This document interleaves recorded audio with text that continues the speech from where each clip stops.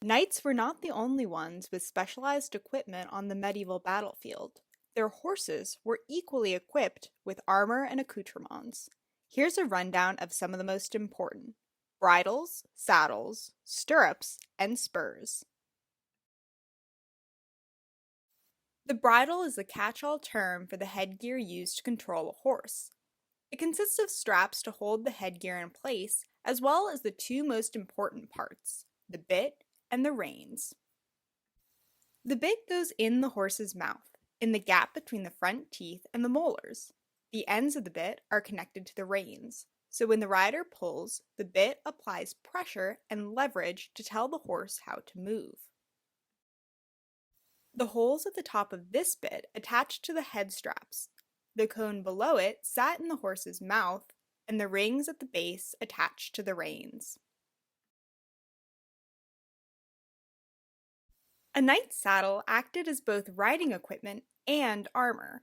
The high front and back plates helped stabilize him on the horse while also protecting his groin and thighs.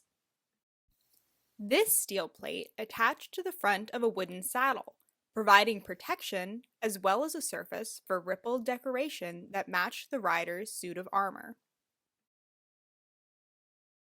First used in Europe around the 700s, stirrups were vital in the rise of the medieval knightly class. They helped stabilize the knight on his horse and gave him increased control.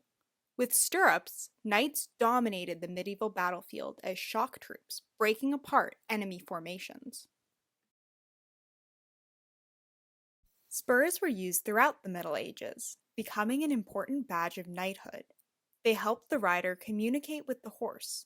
Medieval rowel spurs like this one would eventually transform into the familiar spurs of the cowboy. Some medieval spurs have longer shanks, like this one. This allowed the spur to make contact with the horse even when the knight had his feet braced forward against his stirrups. Knights often charged into combat sitting in this braced position, wedging their backs against the saddle with legs forward to stabilize them at the moment of impact.